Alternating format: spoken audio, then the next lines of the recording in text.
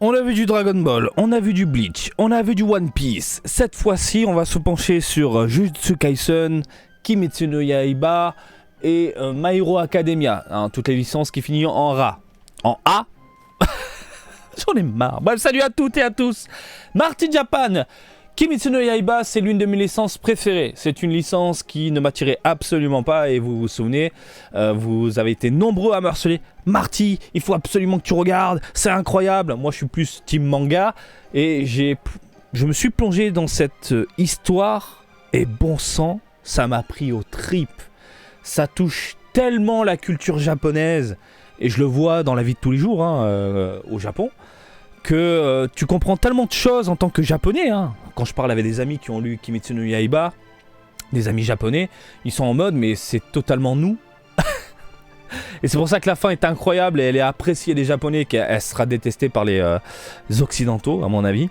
Bref, je suis totalement amoureux de cette licence là et j'ai deux personnages préférés. Nezuko, elle est incroyablement puissante, incroyablement charismatique, et Inosuke, qui est juste déjanté, démentiel, incroyable. Donc, ta imagination, tiens, Bandai,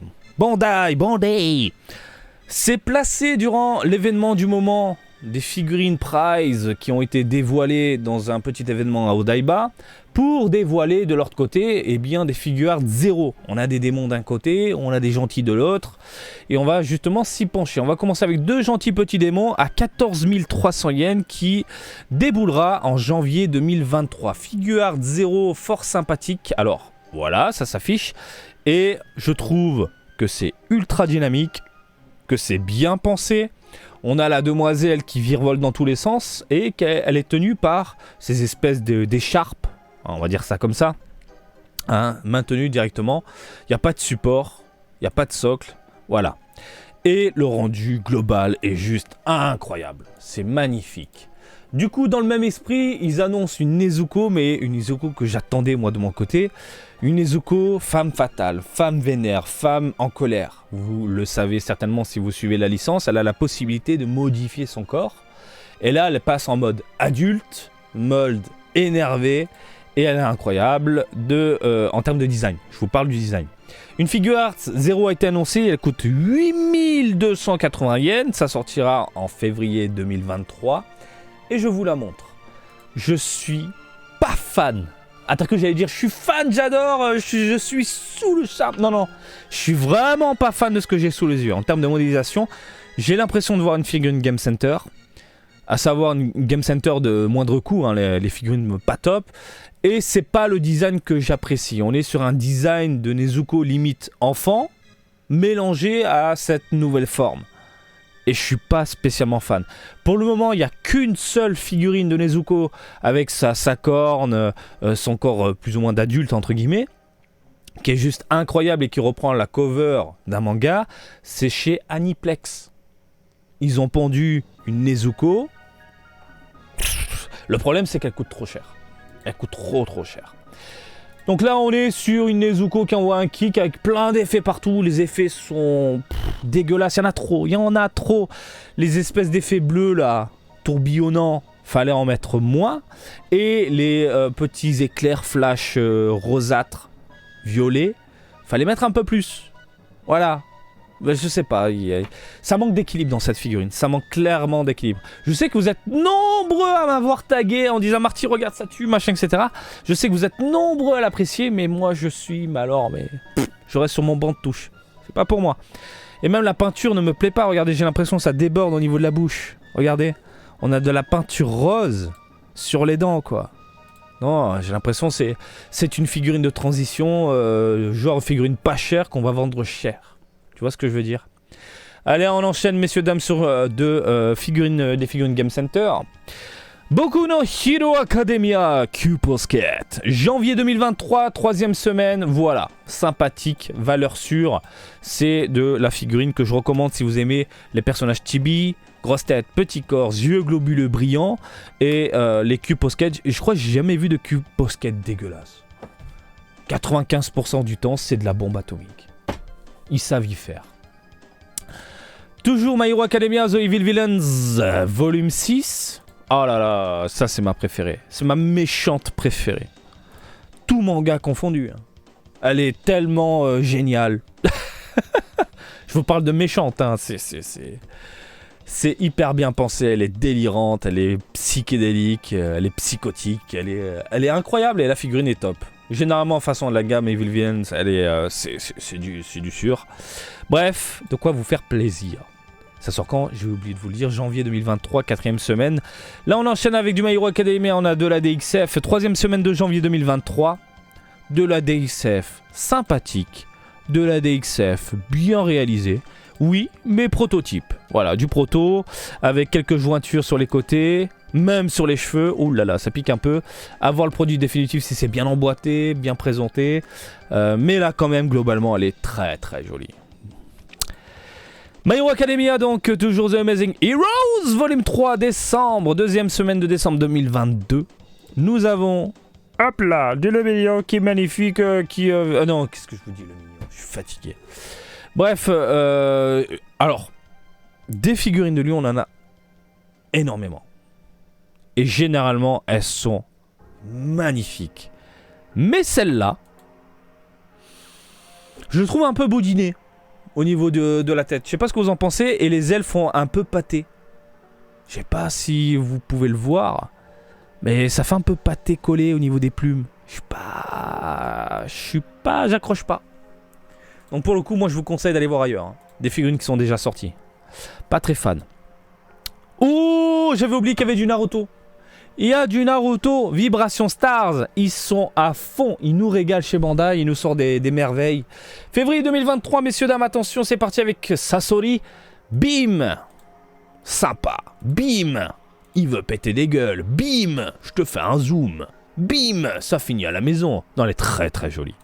Elle est très très jolie. La modélisation est top. La pose est plutôt cool. Ah, j'aime bien. J'aime bien. Attends, c'est pas fini. Naruto, Vibration Stars, Neji. Janvier 2023, 3ème semaine. Boum. Oh, le seul gros défaut de cette figurine-là, ce sont les jointures. Mais, regardez, ouais, cette jointure de merde immonde. Une sur les cheveux, deux sur les cheveux. Il a fait le petit bandana à part, qui a été posé du coup au niveau des cheveux. Du coup, c'est pas joli. Même chose, la jointure au niveau de l'épaule, très classique. Hein, au niveau... Mais putain de merde, elle est top.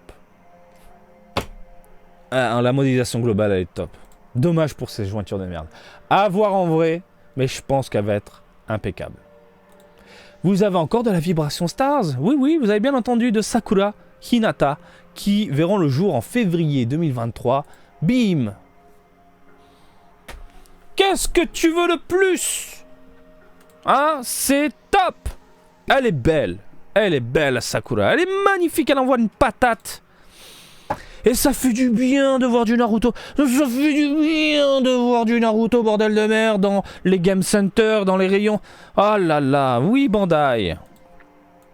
Et il ne manque pas quelqu'un là. Bref, Sakura, je dis oui, je valide. Elle est magnifique. Boruto, Naruto Next Generation, Vibration Stars, Boruto Volume 2. Alors, ça sortira en janvier 2023, 4ème semaine du Boruto. Boruto. Ah bah elle est cool. Elle est cool. Je suis pas très fan de Boruto. Hein. Pour moi, Naruto, quand c'est fini, c'est fini. Hein, ils sont partis sur du super Boruto. Bref, Naruto super. Après, la figurine en elle-même est sympathique. On est sur du prototype. La modélisation est top. Hein, voilà, classe, même la petite attaque. Et là, on passe sur du Spy Family. Spy Family. Oh, c'est mignon. Cuposquette, c'est ça? Qui sortira en décembre 2022. Moi, c'est mignon. Elle est trop, trop jolie. La figurine est trop belle. Elle est trop belle. J'ai rien d'autre à ajouter. Elle est top. T'es fan de Spy Family, ça peut finir à la maison. Ah, Jujutsu Kaisen. Alors, les Combination Battle 3 qui sortiront en mars 2023, ce sont des figurines que tu peux emboîter. En fait, c'est 2 figurines vendues à part, que tu dois gagner à part dans les Game Center à la base, que tu peux emboîter pour former un mini diorama. Et on y va. Bim. D'un côté une donzelle. Bim. De l'autre côté un gentil monsieur. Bim. Tu les mets ensemble, ça claque. Ça claque. Le support, c'est un rocher. Limite, ça fait une petite fissure sur le bas quand tu les mets côte à côte. J'aime bien le rendu. On est sur du proto pour pas changer, mais je pense qu'on aura un rendu mat. On a des jointures un peu sur les côtés. La modélisation globale est sympathique. Franchement, pour les fans de Jujutsu Kaisen, ça peut finir à la maison. De la Maximatic. Alors la Maximatic côté Jujutsu Kaisen, à chaque fois il me retourne le cerveau, mon ami. En termes de réalisation, j'ai mes yeux qui font mais what the fuck, qui pétille quoi. On peut avoir la même chose côté Dragon Ball s'il vous plaît, parce que les Maximatiques, des fois ça pue, des fois c'est correct, mais on n'est pas au top du top comme chez Jujutsu Kaisen. Bref, Megumi Fushiguro Volume 2. Alors les Maximatiques pour rappel, ce sont des figurines qui sortent par paire entre guillemets. Ils te sortent un personnage avec une pose et ils reprennent cette pose là et ils changent un bras, un mouvement. Voilà, ils ressortent le même perso. Et voilà. Donc, il n'y a pas de quoi râler, on le sait déjà. Donc, elle a l'air top. Et j'imagine que le rendu va être incroyable. Surtout en termes de taille. Hyper imposant. On enchaîne, messieurs, dames. Jujutsu Kaisen. Alors, ça sortira en janvier 2023. Toujours le même perso. Ça reste propre. On est dans l'esprit un peu DXF, entre guillemets. Du Kimetsu no Yaiba, cette fois-ci. WCF volume 9, janvier 2023. Magnifique, propre. Les dames sont à l'honneur globalement, voilà. Vous avez ensuite du Kimetsu no Yaiba Q-Posket février 2023. De la Q-Posket bien réalisée, de la Q-Posket qui peut finir dans une vitrine dans ta maison. Vous avez ensuite du Kimetsu no Yaiba figurine en mars 2023 de Inosuke qui n'est pas du tout plaisante. Enfin, je suis pas très fan de la modélisation du corps. Les jointures, le corps qui fusionne avec les vêtements. On est sur quelque chose de très basique. À voir en vrai, mais là, comme ça, pas très fan. Février 2023 de Kimetsu no Yaiba. Cette fois-ci avec Nezuko. Nezuko sympathique, Nezuko déjà vu. Nezuko qui... Bah c'est du déjà vu en fait, c'est ça qui me dérange. On l'a déjà vu je ne sais combien de fois. Je parle de cette pose, de ce rendu, de... Alors c'est cool pour ceux qui n'ont pas chopé les anciennes figurines, du coup tu peux avoir la figurine à moindre coût, mais quand même c'est... Voilà. Bref, après elle est jolie, hein, attention, elle est jolie, mais c'est du déjà vu.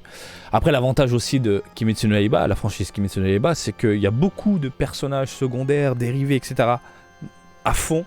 Et tout ce qui est héros-héroïne, c'est pas comme dans Dragon Ball ou One Piece où on t'en sort en mode allez, faut que tu vomisses, tu vois. Mais quand ils sortent une figurine, par exemple là de Nezuko, s'ils pouvaient faire une pose différente ou un rendu différent, ce serait sympathique. Voilà pour les fans de Kimetsu. On a ensuite Kimetsu no Yaiba, donc février 2023. Ah, elle est pas mal. Donc c'est ce que je vous disais, voilà. On nous sort des personnages qui ne sont pas forcément convoités à la base pour les collectionneurs, et pourtant ils nous le proposent. Mais vraiment, Kimetsu no Yaiba, on a quasiment tous les personnages. Et tu peux te faire une vitrine magnifique avec les mangas. Manga. Oh là là. Bref, ça tue. Toujours de Kimetsu no Yaiba en janvier 2023. Vous avez une figurine typée DXF. Des jointures au niveau des épaules. Elles sont bizarres les photos de Dengeki Obi là. Parce que regardez, autour là, le contour, on a l'impression que c'est photoshopé. Bref, sympathique. Kimetsu no Yaiba en janvier 2023, 3e semaine, avec bien évidemment Tanjiro. Une Tanjiro fort sympathique, mais déjà vue. J'aime bien les cheveux par contre, comment ils sont modélisés. Hein. T'as limite l'impression que les cheveux sont en train de brûler, on dirait des flammes. Tu vois ce que je veux dire? Et elle est très très jolie. Mais par contre, encore une fois, bah, du déjà vu. Voilà, j'aime bien la modélisation du visage. Très typé manga, je trouve. Et non pas animé. Ben voilà, écoutez les amis, on a fait le tour. Pas mal de figurines à se mettre sous la dent. Pas mal de figurines intéressantes. Jujutsu Kaisen, Naruto. Le retour de Naruto. Ça fait plaisir en figurine. Il y a de quoi se mettre bien de ce côté-là. Et Kimetsu no Yaiba, du sympathique globalement. Bref, on a fait le tour, messieurs, dames. Comme d'habitude, je vous invite à me suivre sur Twitter, Facebook et Twitch, Marty Japan. Et je vous dis à très bientôt. Allez, salut, bisous, ciao, ciao!